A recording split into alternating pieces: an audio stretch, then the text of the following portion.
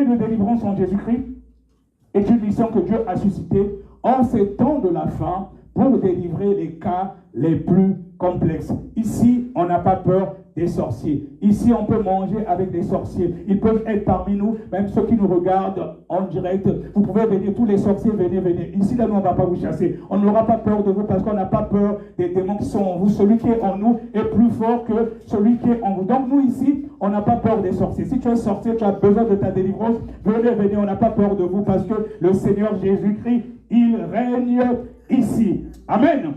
Alors, donc, pour justement délivrer ces cas les plus complexes, mais il faut avoir justement la vie de sanctification totale du corps, de l'âme et de l'esprit. Et dans beaucoup d'églises, on a l'habitude de dire que Dieu regarde au cœur, il ne regarde pas au corps. Non, mais il regarde aussi au corps. Il regarde au corps, et c'est pour cela qu'il y a beaucoup, même des servants de Dieu, qui ont des dons, qui ont des grâces et tout, mais quand elles arrivent à certaines choses, elles sont limitées.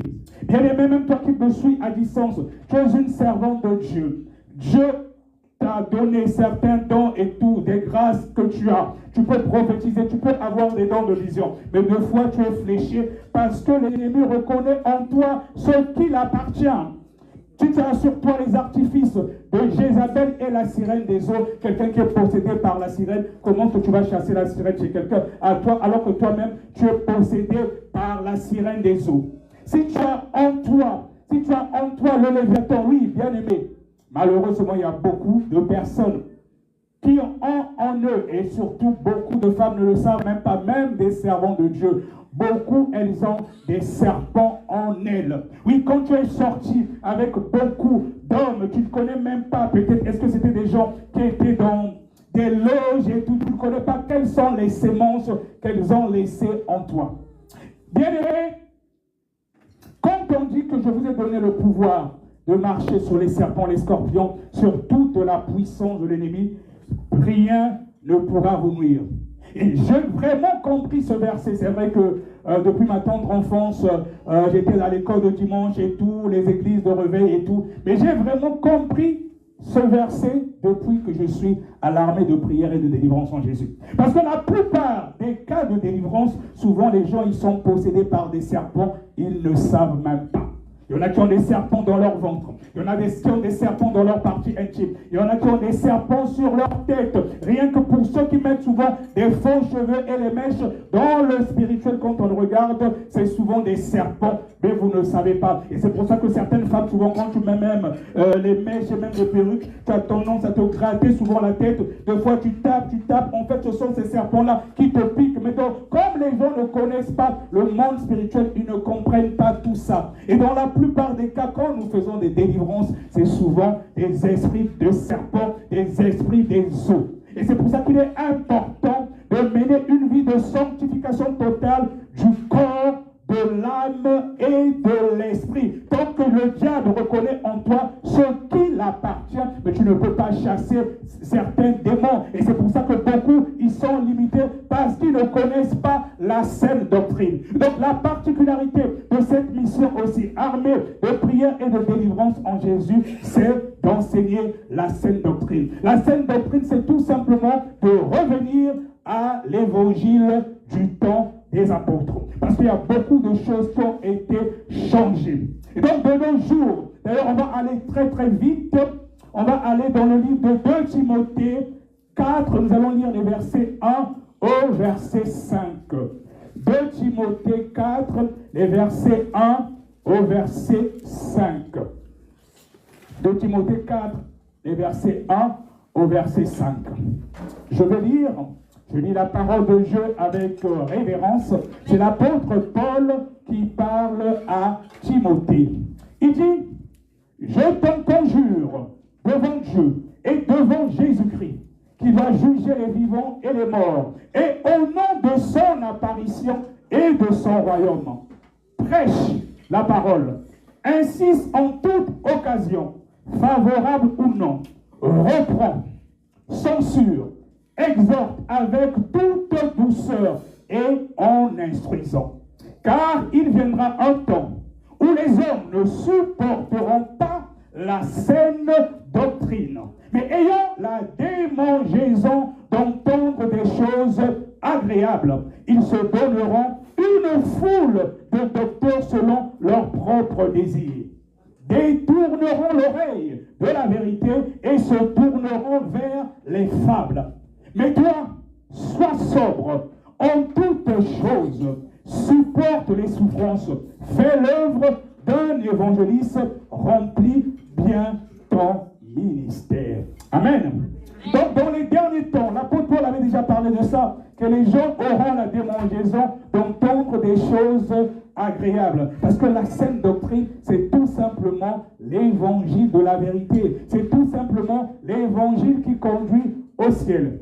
Il y a des pasteurs de nos jours qui ont peur de prêcher un certain nombre de choses. Ils se disent, l'évangile de la sanctification totale, si je prêche, les fidèles vont fuir. Il n'y aura plus de dîmes, l'église va se vider. Mais est-ce que toi, on t'a consacré pasteur pour les dîmes des fidèles ou bien pour emmener les âmes au ciel? C'est ça la priorité, emmener les âmes au ciel. Il ne suffit pas d'avoir une église remplie où tout le monde ira à l'enfer. Ce n'est pas à cela que le Seigneur nous a appelés. C'est-à-dire que même si, comme je dis souvent, même s'il ne reste que 5 personnes à l'église, au moins tu es sûr que quand tu prêches l'évangile de la vérité, ces âmes seront sauvées, mais tu seras agréable à Dieu. De nos jours, on retrouve beaucoup de méga church. Des fois, il y a même jusqu'à 5000 personnes, alors que pour nombre de cas, de fois, Dieu n'est même pas là. Ce sont des tombeaux blanchis. J'ai encore une amie, il n'y a pas longtemps, elle partait dans une église, justement, une méga church. Un jour, elle me dit qu'elle a entendu une voix audible. Et le Seigneur Jésus-Christ lui a dit, non, non, tu sors de là, ce sont des tombeaux blanchis. Et maintenant, elle préfère rester à la maison. Elle a fait tellement d'églises, elle se demande finalement, où est-ce qu'il y a Dieu? Mais je lui ai dit, mais viens chez nous. Elle me dit, ah Bertrand, tu sais, chez vous là-bas, je vois qu'il y a la puissance. Je vois que Dieu vraiment se manifeste. Mais votre église là, quand je vois comment les sœurs là, elles sont habillées, est-ce que moi je pourrais m'habiller comme ça? Il dit, c'est trop difficile, je ne me vois pas habillée comme ça. Je suis une femme d'affaires, je vais aller négocier les gros contrats. Il faut que je sois bien pimpante, bien parfumée, bien habillée. Je négocie les grands contrats. Chez vous, là-bas, vraiment, je ne pourrais pas. Moi, je l'ai dit, ma soeur, tu dis que tu trouves peut-être que nos soeurs s'habillent de façon bizarre. Non, c'est pas qu'elles s'habillent de façon bizarre. Elles s'habillent tout simplement de façon décente. Il faut couvrir tout simplement son corps. Il ne faut pas laisser certaines parties de ton corps apparaître. Et c'est comme ça, c'est ce que dit la Bible. Mais de nos jours, comme le diable, il a aveuglé les gens, il a touché même les couturiers. D'ailleurs, la plupart des gens de la mode et des couturiers là, généralement, ce qu'ils font sont inspirés du monde des ténèbres. Beaucoup, ils sont carrément de leur côté, de l'autre côté. Et donc, même quand ils font leurs modèles, c'est souvent des modèles qui viennent du monde des autres. Et souvent, c'est la sirène qui leur dit comment il faut faire certaines choses.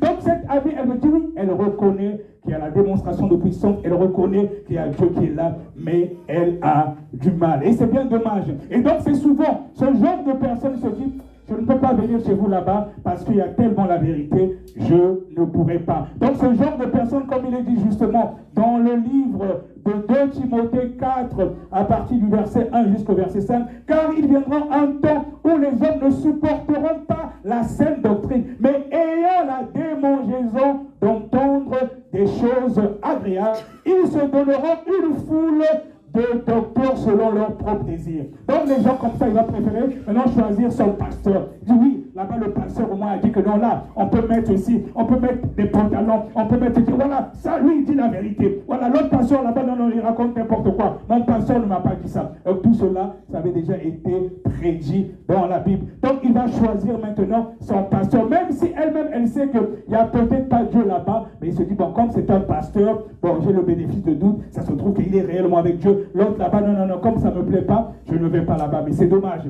C'est dommage. Et c'est pour cela qu'il est dit aussi dans la Bible, beaucoup chasseront même les démons en mon nom. Judas, il a chassé les démons, bien aimé. Ce n'est pas chasser les démons qui emmènent au ciel. Il y en a qui vont faire même des guérisons au nom de Jésus. Mais au dernier jour, le Seigneur Jésus-Christ dira que je ne t'ai jamais connu. Et ce serait dommage. Donc la particularité de cette mission, c'est donc prêcher la saine doctrine, l'évangile qui conduit au ciel. Et donc la particularité de la saine doctrine, quand nous lisons la Bible, la saine doctrine, elle protège. Oui, elle protège parce que quand tu commences à vivre en conformité avec la parole de Dieu, tu es protégé. Parce que quand tu vis selon les lois de Dieu, le Seigneur Jésus-Christ te protège au travers de ses anges. Parce que c'est le péché qui met une séparation entre nous et notre Dieu. Et la saine doctrine, elle t'édifie aussi. Elle t'édifie, elle te nourrit et elle te purifie. Et c'est cela la particularité de la saine doctrine. Bien aimé, quand nous lisons le livre de Matthieu 28, le verset 19, le Seigneur Jésus-Christ, avant de partir, il a dit de faire des nations des disciples. De faire des nations des disciples. Mais un disciple, qu'est-ce qu'il fait? Il suit ce que faisait son maître. Et donc de nos jours, malheureusement, dans la plupart des cas, et dans les assemblées, beaucoup d'assemblées, il n'y a que les pasteurs qui ont souvent la vie de consécration. Et les membres de l'église, ils restent des bébés spirituels à vie. Et dès qu'il y a un problème, obligé d'appeler le pasteur, pasteur, j'ai ceci, j'ai cela. Mais en principe, c'est vrai que le pasteur peut être là. Il te communique, oui, la parole de Dieu. Mais le but aussi, il doit t'aider justement à grandir. Il faut